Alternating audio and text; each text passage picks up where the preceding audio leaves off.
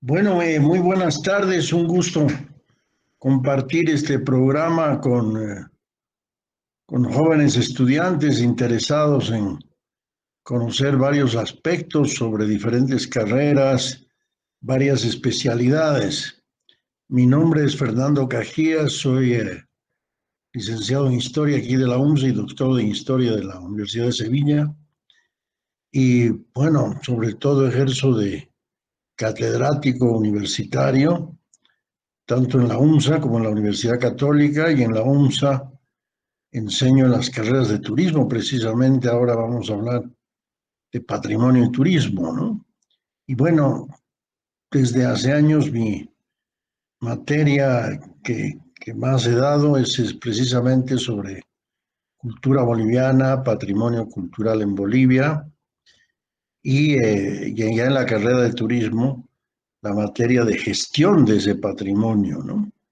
Así que hoy les voy a hablar eh, del patrimonio cultural, pero como es tan amplio, he escogido sobre todo referencias a los 13 patrimonios que tiene Bolivia que han sido declarados Patrimonio de la Humanidad. Entonces, si me permiten un minuto para compartirles pantalla, me van a avisar si se ve bien, ¿ya?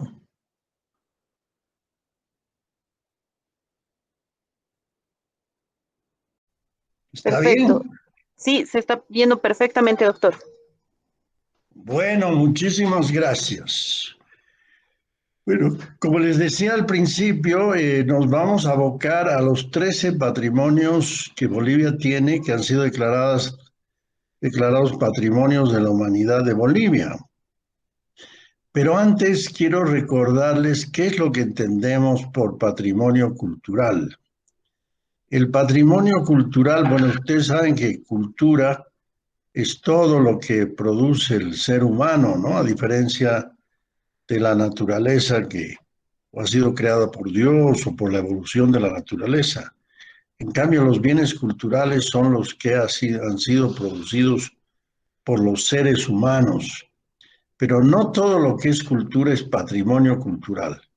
Como se dice acá, bienes culturales que son patrimonio cultural son aquellos que son consagrados por la sociedad. Sobre todo, en principio, es la sociedad la que consagra un bien como patrimonio. Por ejemplo, los bolivianos hemos consagrado, ¿no? La diablada o las salteñas como nuestro patrimonio.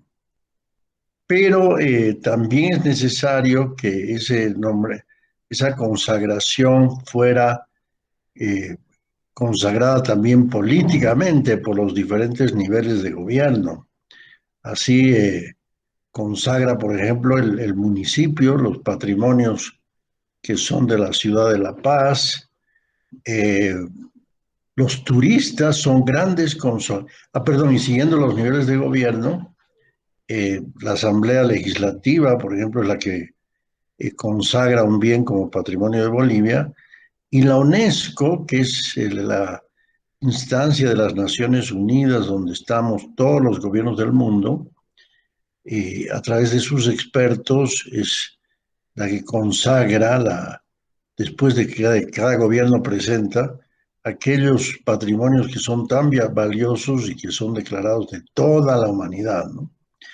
Pero como les decía, además de esta consagración política y la consagración de los propios turistas, ¿no?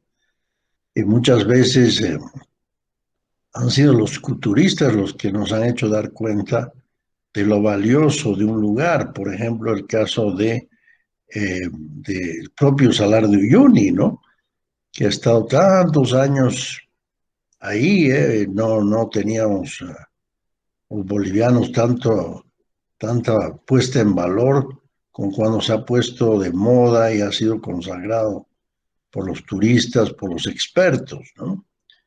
Bien, entonces recuerden, son los bienes culturales que son consagrados.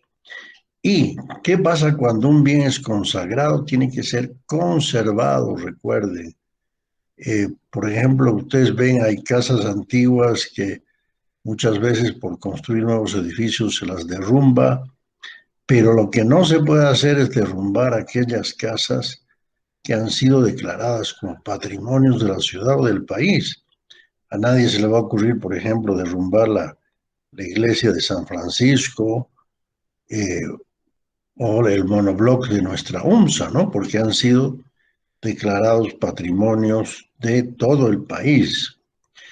Ahora bien, y esto espero que me comprendan bien, queridos estudiantes, porque a veces eh, no es fácil distinguir en qué es patrimonio material y qué es inmaterial. Ambos patrimonios tienen de material e inmaterial, ¿no? Pero lo que determina la calificación es el soporte, ¿no? Por ejemplo, en el material, el soporte es un edificio, un cuadro. En cambio, en el inmaterial, ese soporte está en la mente de nuestros pueblos, ¿no? O en la mente de cada uno de nosotros, el principal soporte. Me explico, por ejemplo, la iglesia de San Francisco es considerada patrimonio material porque el templo es el soporte, ¿no? Si por desgracia existe un terremoto, una guerra, y se cae la iglesia, se destruye, pues ya ese patrimonio deja de existir.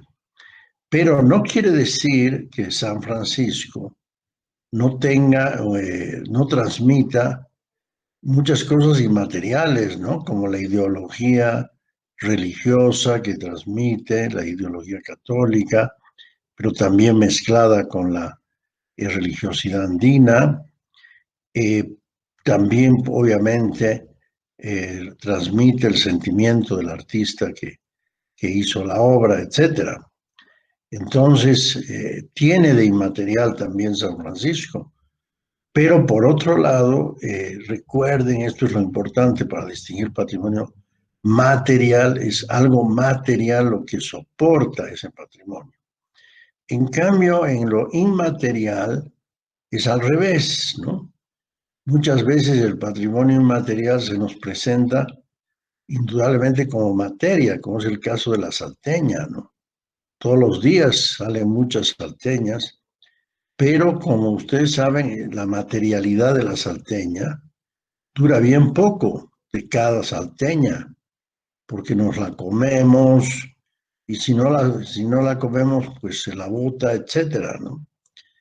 Y entonces lo material de la salteña es efímero, igual que la danza del caporal, por ejemplo, que mientras la danza está ahí, es una expresión viva, pero acabado el paso de ese grupo por el Carnaval de Oruro, eh, se desaparecen las chicas que han bailado caporal vuelven a ser estudiantes o universitarias, etcétera, ¿no?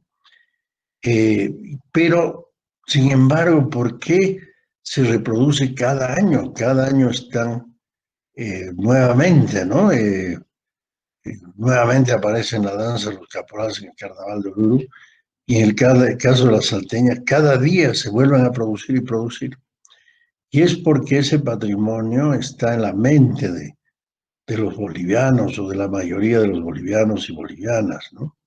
Y especialmente en la mente de aquellos que son capaces de hacer salteñas o capaces de danzar caporal, ¿no? Entonces, recuerden, de acuerdo al soporte, el patrimonio se divide, el patrimonio cultural, en el patrimonio material e inmaterial. Ahora, de acuerdo a la pertenencia, el patrimonio se clasifica en patrimonios locales, que son, por ejemplo, patrimonios de una ciudad o de una comunidad. Por ejemplo, el caso de la Marraqueta, ¿no? Patrimonio de la ciudad de La Paz. Ahora hay patrimonios que son regionales, que pertenecen o hay poblaciones de más de un departamento que se siente como original, que ahí se originó ese patrimonio. Por ejemplo, es el caso de la danza de la morenada, ¿no? Que es una danza que se la practica en La Paz, en Oruro, hay un debate de dónde se originó, pero bueno, hasta que todo eso se aclare, lo cierto es que es en estos dos departamentos donde más se la baila y desde más antiguo, ¿no? Luego hay patrimonios de todo el país. Ahora, eso depende mucho de la consagración política, es decir, porque muchos patrimonios que se dicen patrimonios de Bolivia, no todos se conocen, ¿no? Porque son patrimonios que han sido declarados por la Asamblea Plurinacional, antes por el Congreso. Por ejemplo, la fiesta de San Roque de Tarija o la danza de los Yarituses de San Javier de Chiquitos. Bueno, tal vez ustedes han escuchado hablar, pero muchos no han visto esa fiesta, ¿no? Pero no porque no todos los bolivianos conozcamos, deja de ser patrimonio de Bolivia, porque hay una ley, ¿no?, que declara que eso es patrimonio. Finalmente están patrimonios macro regionales, que son esos patrimonios que pertenecen a más de un país, ¿no?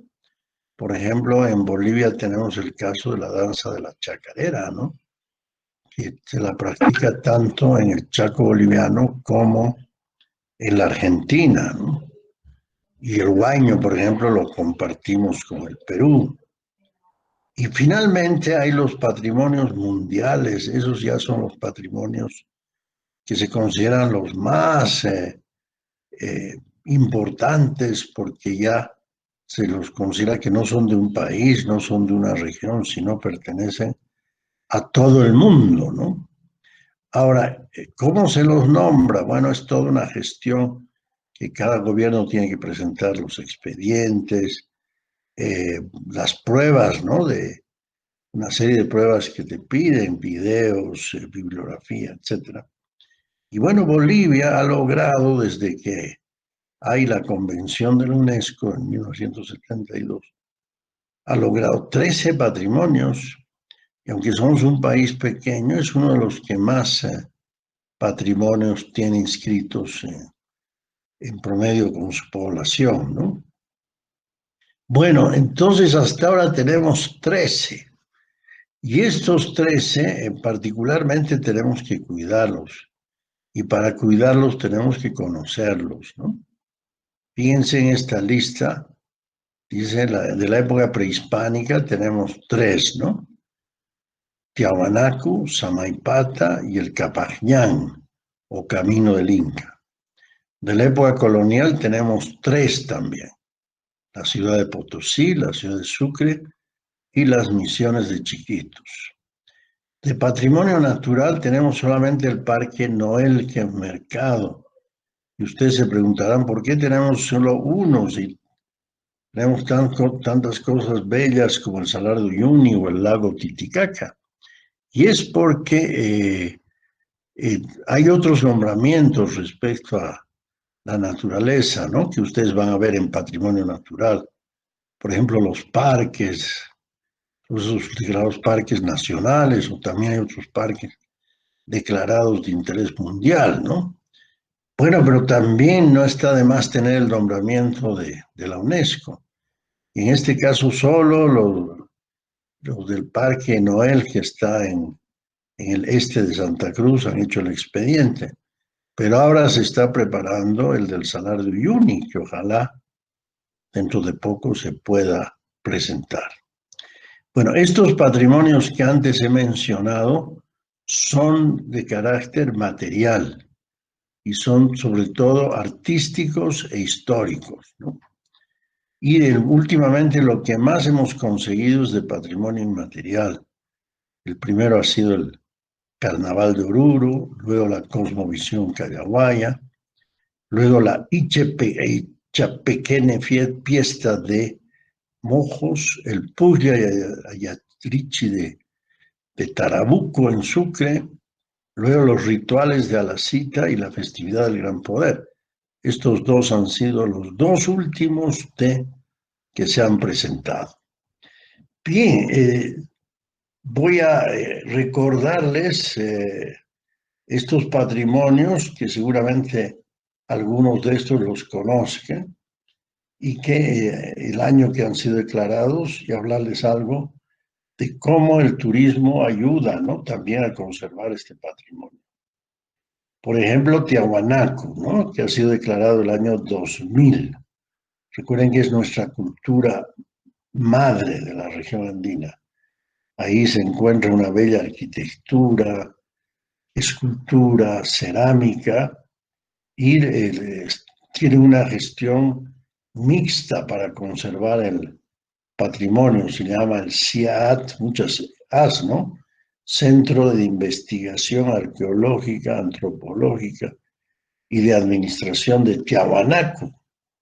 Bueno, ahí participan, por ejemplo, los arqueólogos, participa el municipio de Tiahuanaco, participa el, por supuesto, también las comunidades. Últimamente la queja es que Tiahuanaco es uno de los centros que más turistas recibe en nuestro país, ¿no? Y esto da muy buenas fuentes de ingreso. Bueno, lo que ahora se reclama un poquito es que de esa recaudación se dé más para la investigación y la gestión turística. Y ahí viene lo del turismo, ¿no? ¿Por qué la importancia? Recuerden que mucha gente dice, a veces el turista si llega en masa y sin cuidado puede más bien ser contrario, ¿no?, a conservar el patrimonio, porque es necesario que exista, por lo tanto, normas, ¿no?, capacidades de carga. Por ejemplo, Machu Picchu en el Perú, que tiene tantos visitantes, ha tenido que poner como regla que solo entren 5.000 por día, porque ya había peligro, ¿no? En Tiahuanaco, bueno, desgraciadamente no entra tanta gente, digo desgraciadamente, porque así tendríamos mayores ingresos, ¿no? Pero tenemos por lo menos unos 110.000, 120.000 turistas entre nacionales y extranjeros, ¿no?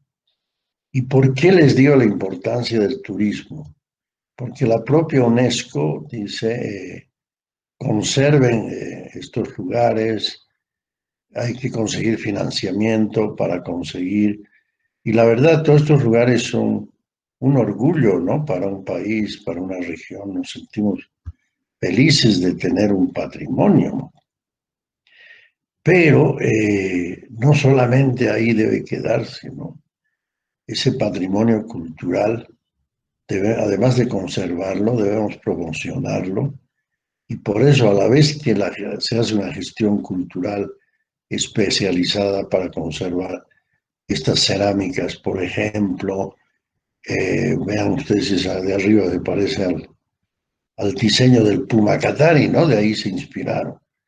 Bueno, como ven, es muy importante, o esta bella cerámica que se encuentra en la isla de Pariti.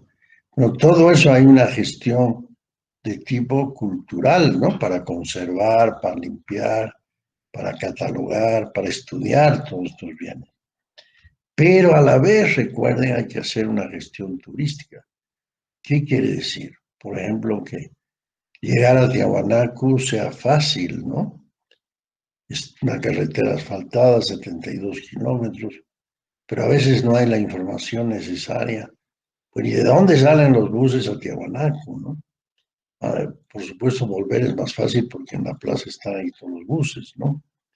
Pero La Paz es muy grande y a veces no se los encuentra. Pero como es ya un destino turístico desarrollado, bueno, pues ya tiene su horario de atención, entonces no pasa como a veces con algunas iglesias muy lindas del altiplano, que de pronto uno llega pero están cerradas, ¿no? En cambio, Tiahuanaco está bajo un horario que obviamente está publicado en su página, que uno puede entrar, ¿no? Entonces, aparte está bien, pero a veces falta un buen mediador, ¿no?, un buen guía que te explique. Entonces, muy buena especialización ser guía turístico, sobre todo especializado, y que sepa dos idiomas, eso ayuda muchísimo, además de ser un medio de vida, ¿no?, para entenderse con el turista. Pero además, recuerden, tiene que tener buenos alojamientos, buenos restaurantes, baños, wifi, bueno, todas las cosas que ahora piden los viajeros, ¿no? Y esa es la gestión turística. En cuanto a Tiahuanaco, hay una calificación, ¿no?, en turismo que dice, el más bajo es el 1, ¿no?, que es cuando no hay casi servicios turísticos, 2, 3, 4. Entonces, Tiahuanaco, por lo que tiene, por lo que muestra, tiene un valor 4, hasta un poco más, ¿no? Porque la nota máxima es 5 en algunos casos, en otros es 4. Pero en cuanto a servicios, dicen, no, no estamos llegando al 4, porque a veces los restaurantes no funcionan bien, el transporte, por ejemplo, no es muy bueno, en fin. Todo eso hay que fijar y entonces el profesional en turismo que se encarga, por ejemplo, de un lugar tan importante como Tiahuanaco, tiene que fijarse si todo está en orden, ¿no? Y si no está, hay que mejorar. El, el otro lugar que ha sido declarado Patrimonio de la Humanidad es el Samaipata en Santa Cruz, ¿no? En los valles cruceños. Este es un centro prehispánico, como dice aquí en la diapositiva, donde se encontraron varias culturas. Primero estuvo la Mojocoya, después la Chané, y finalmente las dos culturas que estuvieron por ahí fueron los guaraní y los incas, que inclusive se enfrentaron por quién poseía este monte tan importante desde donde se domina gran parte del territorio, ¿no? Y bueno, hay varias versiones, unos dicen que ganaron los guaraní, otros los incas. Samaipata es un nombre quechua, ¿no?, que prueba que era inca, pero a la vez el río que nace en esa población se llama Piraí, que es una palabra inca, o perdón, guaraní, ¿no? Bueno, pero en todo caso, la pregunta es, ¿quién hizo esa famosa roca sagrada que mide más de 100 metros, ¿no? Bueno, hasta ahora no podemos decir si lo hicieron los guaraníes o los incas, pero bueno, ahora eso ya no interesa tanto, sino que es una obra de arte enorme lo que hay en Samaipata, que ha sido declarado Patrimonio de la Humanidad. Y ellos tienen también su centro de investigación arqueológica de Samaipata, que realmente ha logrado construir un museo, un mirador, un local de atención al turista.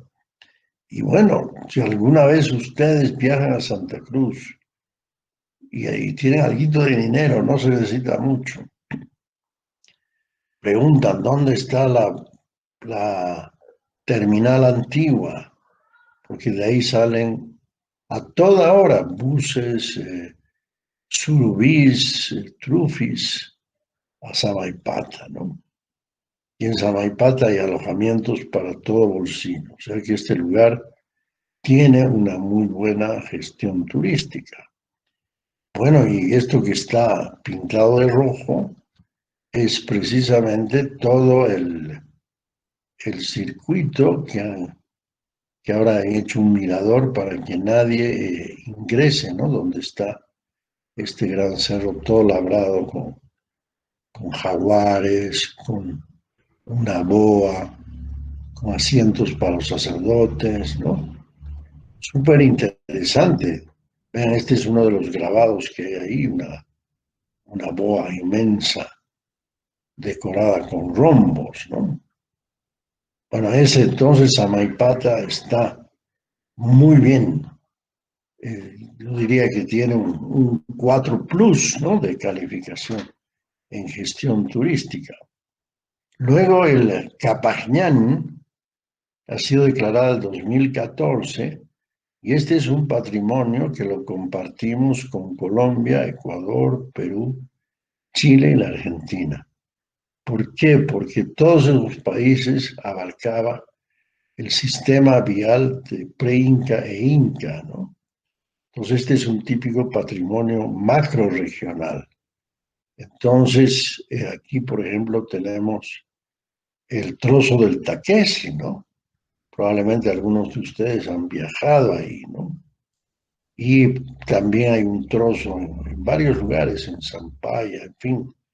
Entonces, bueno, este es un viaje que les confieso ya no he podido hacer, que están habilitando trozo por trozo, desde el sur de Colombia hasta el norte de Chile y norte de la Argentina. Y claro, no todo el camino existe ya, ¿no? Mucho ha sido destruido. Pero este viaje consiste en ir paso por paso. Y en los lugares donde no hay restos incas se están poniendo así pueblos tradicionales con cultura tradicional. Bueno, así que del Capañán por lo menos hay que conocer estos tres tramos que existen de unión del altiplano con los yungas, ¿no? Y el más significativo es el Taquesi. Bien, pasamos ahora a los patrimonios de la época colonial. El, eh, el primero en nombrarse en toda la historia de patrimonios, tardamos bastante en presentar nuestra primera candidatura, pero después han venido seguidos por suerte, ¿no? Ese primero que logró el nombramiento es la bella ciudad de Potosí, ¿no? Y precisamente es esta ciudad que tiene, bueno, gran cantidad de iglesias del arte colonial, de la época colonial, por lo menos unas 20, ¿no? Pero la más bella es esta iglesia, la iglesia de San Lorenzo de Potosí, bueno, conocida mundialmente por ese hermoso labrado, ¿no?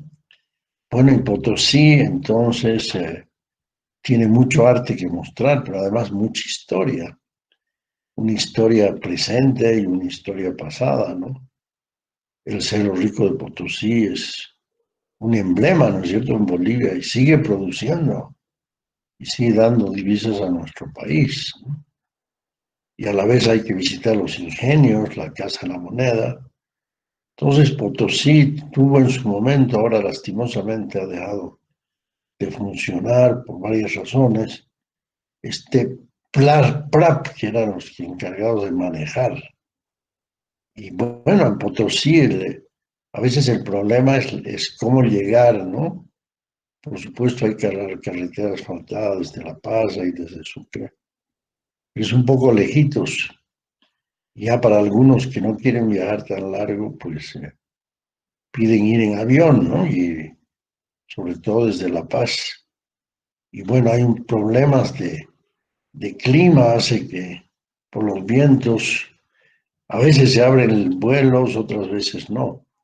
Pero bueno, es una ciudad digna de ser visitada, bellísima.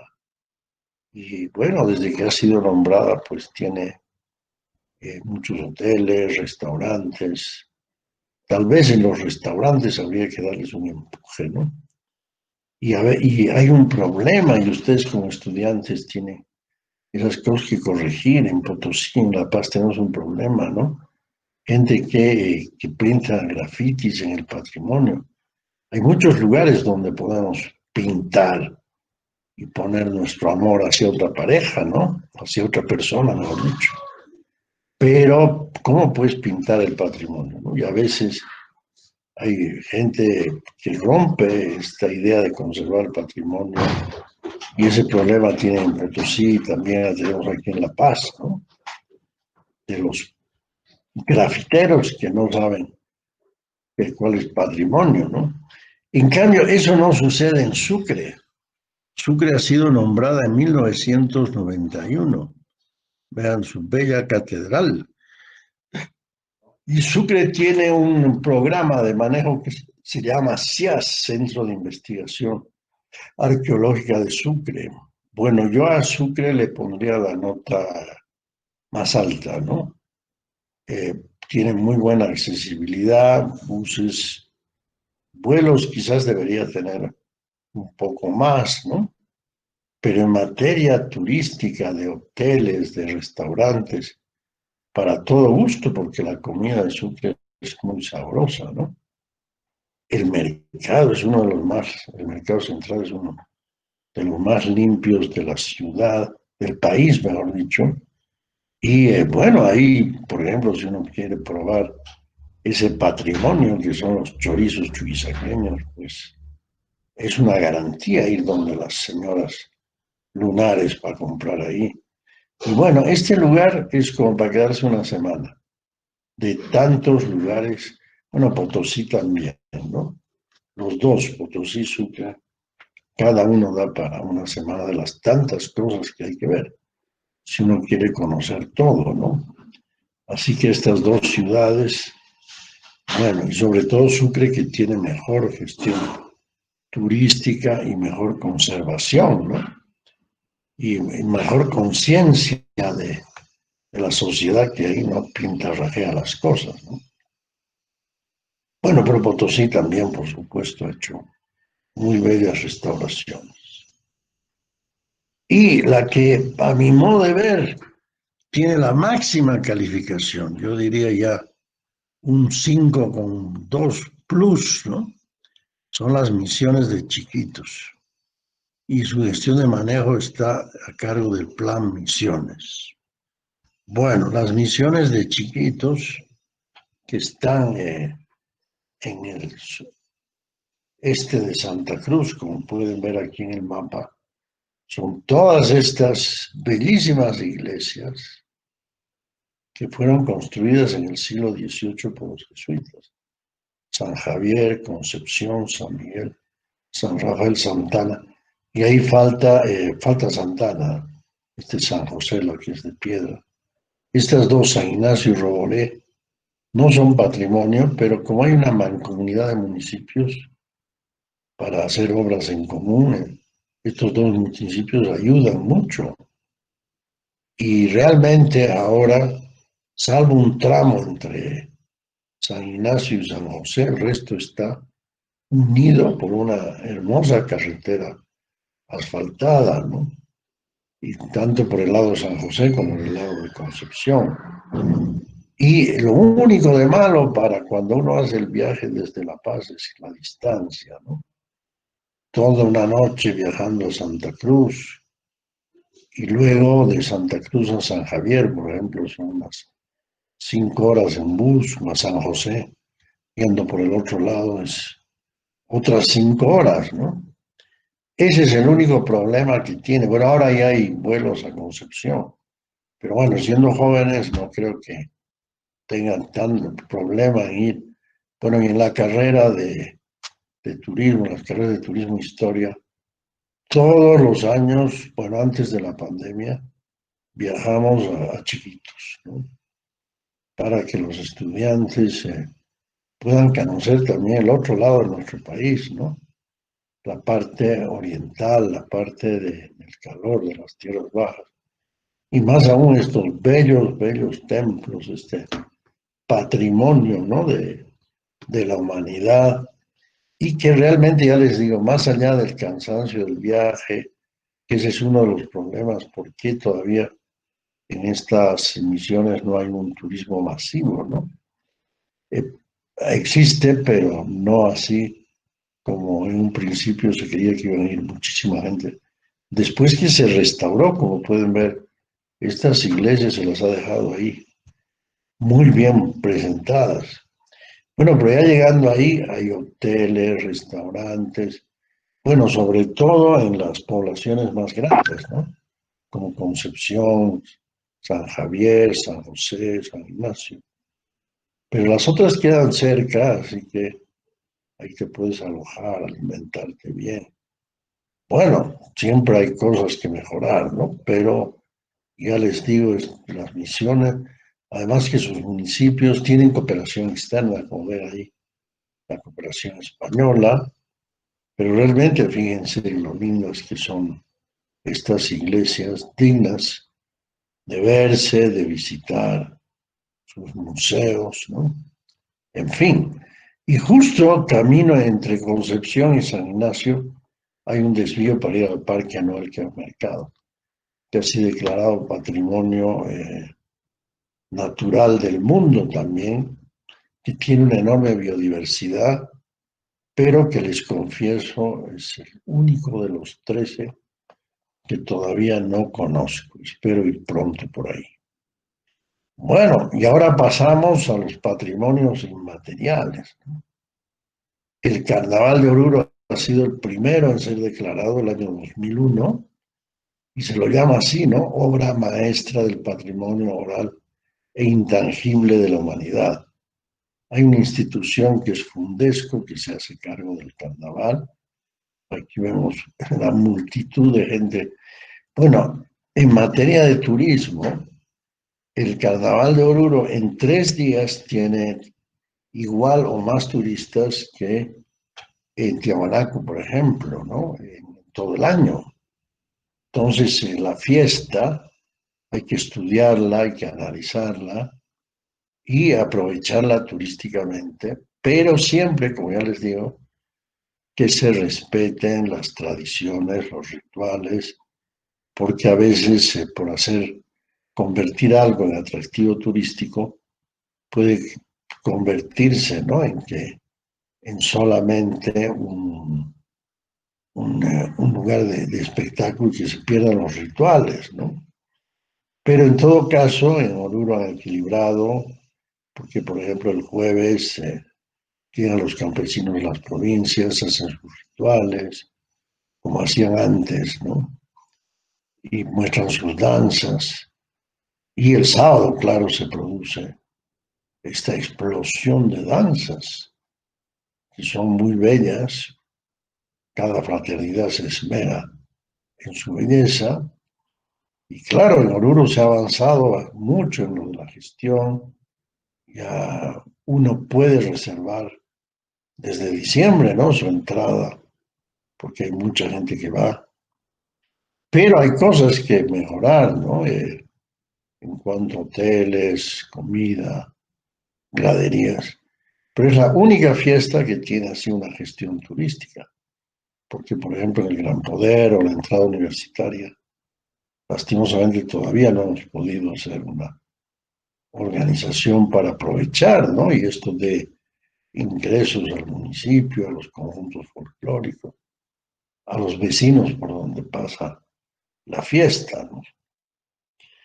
Pero vean cómo el carnaval requiere también de investigación, de puesta en valor, de conservación, que no se tergiverse, ¿no? Por ejemplo, antes las mujeres no participaban en el carnaval. Actualmente participan muchísimo, son más mujeres que los hombres. Pero todo esto nos muestra esta incorporación de la mujer, ¿no? Por lo menos más de 5 personajes nuevos que ahora compiten con el ángel, ¿no? Las virtudes, la china supa y la china diabla, la diableza, el ñaupa. Entonces, como ven, esto no existía hace 50 años, ahora existe, pero no por eso ha dejado de ser diablada. Entonces, muy bien que estén presentes las mujeres, así como ahora ya tiene un rol mucho más importante en la política, también pues en la fiesta, que antes no las dejaban bailar, ahora pues se han revelado y bailan más que los hombres, ¿no? Otro patrimonio muy importante es la cosmovisión callahuaya, ¿no? Que ha sido declarada en 2003. ¿Y por qué los han declarado? Por sus conocimientos sobre la farmacopea, la medicina tradicional, ¿no? Por sus mitos, por sus ritos, por su hermosa vestimenta, ¿no? Que las mujeres conservan intacta y entre charazán y curva, ¿no? Con alguno que otro detalle que ha venido de afuera, ¿no? Pero la mayoría es un traje absolutamente original, bellísimo. Las danzas de cantus, ¿no? Recién en 2014, o sea, hace poco, han sido consagrados como Patrimonio de la Humanidad el Puglia y el Ayartrichis, ¿no? Que son los rituales de la temporada de lluvia, el Puglia y de la época seca, el Ayarichi, ¿no? Y entonces igual estas mujeres tarabuqueñas. Y aquí hay que tener más cuidado en promover el turismo para que no afecte, ¿no? Las tradiciones de estas comunidades que son milenarias, ¿no? Pero igualmente ahora el carnaval de Tarabuco, bueno, no ahora, ya de hace varios años, que es un atractivo turístico y la gente va, ¿no? Pero justamente en los momentos de los rituales, todo ello tiene que respetar, ¿no? Las costumbres. Pero los tarabuqueños, ya saben, son gente muy abierta y mantienen su identidad muy fuerte. Y además ellos obligan que al que quiere bailar puya tiene que comprarles a ellos, ¿no? Sus tejidos. Bueno, esta es una fiesta del Beni, ¿no? La de San Ignacio de Monjos. Son los rituales católicos heredados de los jesuitas, pero mezclados con creencias indígenas ancestrales. Una fiesta donde aparecen los macheteros. Lastimosamente no pude encontrar una foto, pero es enormemente bella también esta fiesta. Los mojeños tienen una larga tradición, ¿no? De sus danzas dedicadas al sol, la luna, los macheteros que abren al machetazo el camino hacia la Loma Santa, pero también abren el camino de su santo, ¿no? De San Ignacio. Y últimamente se han nombrado patrimonio a dos, patrimonio de la humanidad, ¿no? A dos grandes patrimonios que tenemos aquí en la ciudad de La Paz y que me imagino que sí los conocen o los practican, ¿no? Como los rituales de la cita. Este es un nombramiento del 2017. Y bueno, este año, por ejemplo, se ha hecho ya toda una oficina de turismo para orientar a la gente que viene de fuera, que no se pierda en el laberinto y que más bien aprecie todo ese mundo de miniaturas, ¿no? Ahora, ¿cuáles son los recorridos rituales? Recuerden los que se cumplen a las 12 desde que se compra la miniatura, luego se hace el saumerio, luego se bendice en la iglesia, se hace teatro también, todo aquello que hacemos los paseños para que el amuleto que es la miniatura se active y se vuelva una realidad, ¿no? Y bueno, la última en declararse ha sido justo el año pasado, en diciembre del año pasado, que tuve la suerte de estar ahí como parte del comité impulsor en la declaratoria de la festividad del Gran Poder. Y ya les digo, esta es otra festividad enorme, bellísima, pero le falta la gestión turística, le falta, por ejemplo, que la gente pueda tener acceso a graderías, pero ya con reservas anticipadas, ¿no? Bueno, como ven, Bolivia tiene estos 13, pero además tiene muchísimo más patrimonio, ¿no? Entonces, bueno, aquí está la nueva candidatura que se piensa que es la fiesta de San Roque de Tarija. Bueno, no sé si me siguen viendo. Sí. Sí, Aunque no puedo ver la pantalla compartida. perfecto. Bueno, no sé si tienen alguna pregunta.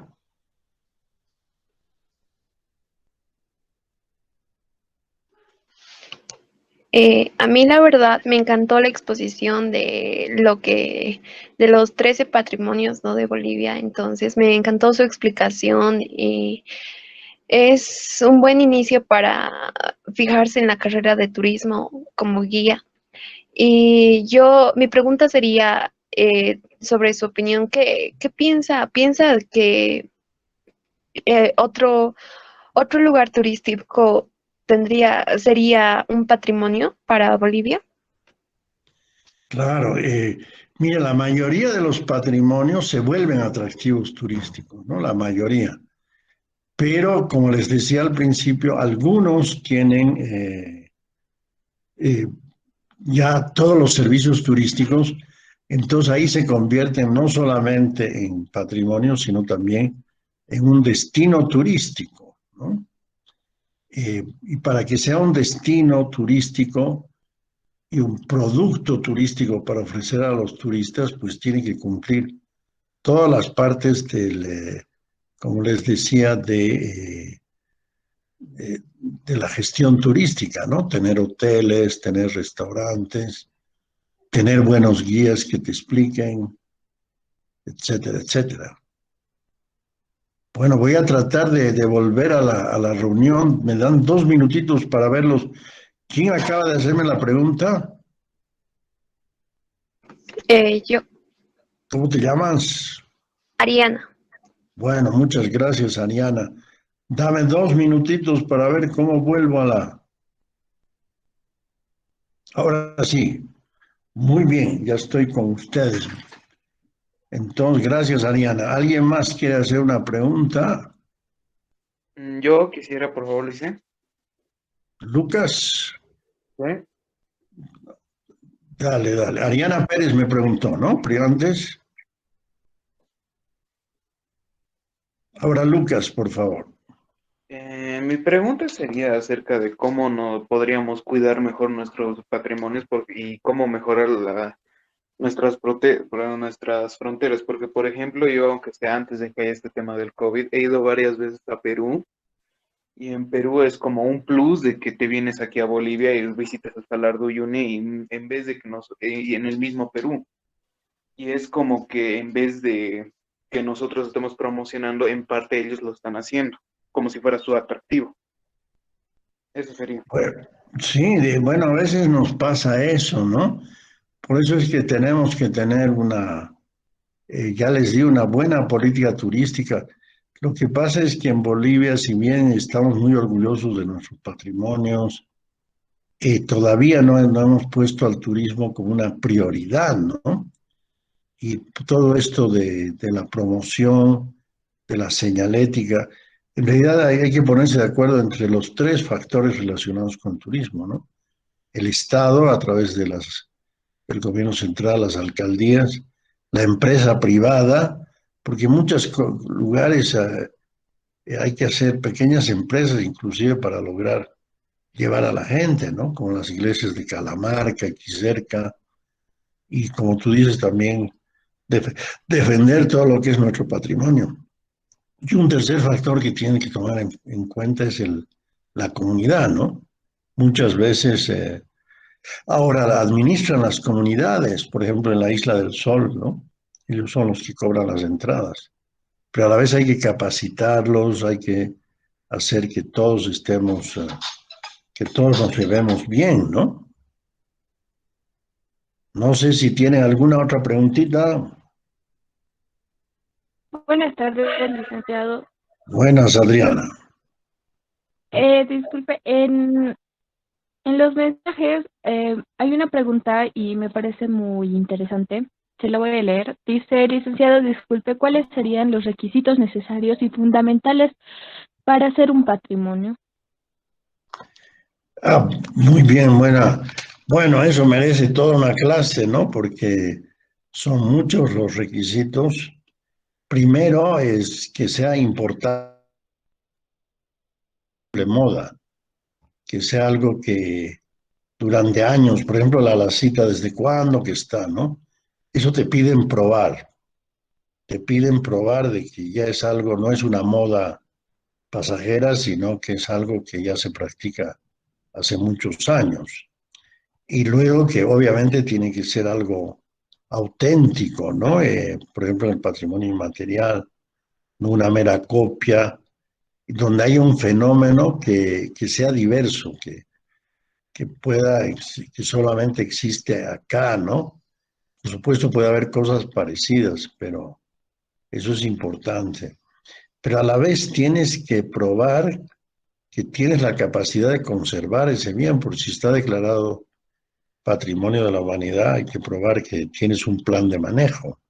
Y ese plan de manejo, como les he puesto ahí en las diapositivas, en cada uno de esos patrimonios hay una institución encargada de llevar el plan de manejo, ¿no? Pero ahí tienes que identificar bien el bien, conservarlo, tener todas las medidas de seguridad, restaurarlo cuando es necesario, investigarlo, promocionarlo, transmitirlo como estamos haciendo en este momento, ¿no? yo les estoy transmitiendo, hay estos 13 patrimonios, ¿no? Cuídenlos, pero además hay muchos más, ¿no? Pero eso tiene que haber hasta programas de televisión, todo para que todos tomemos conciencia, ¿no? Del valor de los patrimonios. Pero, como les digo ahora, la UNESCO también pide que tengas un plan turístico para que ese bien se vuelva parte del turismo sostenible. Es decir, que el que viaja deje también, eh, digamos, al pagar una entrada, al comprar recuerdos, deje ingresos para esa población, ¿no?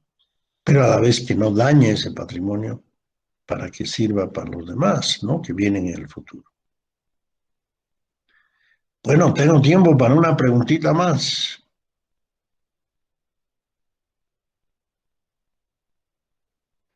Fernanda Flores dice que si hay, sí, ahora hay una ley de patrimonio, ¿no? Y el que dañe el patrimonio puede ir a la cárcel. Lo malo es que a veces no hay quien denuncie. Han visto que últimamente han salido y han pintarrajeado monumentos. Bueno, es bueno hacer algunas protestas. Nadie está en contra de los objetivos de las protestas de los grupos, ¿no? Pero no por eso pueden ir a pintarrajear, dañar un patrimonio. Entonces, en caso dado de la alcaldía debería haber hecho, digamos, un proceso, sí se ve. Hay inclusive, ya les digo, hasta cuando el daño es muy terrible, pues hay pena de encarcelamiento. Bueno, me alegro mucho haber compartido con ustedes y espero tenerlos en mis clases dentro de poco, ¿no?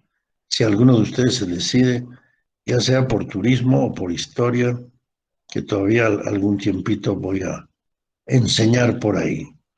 Una alegría y me alegra, como dijo la primera compañera, que les haya gustado la exposición.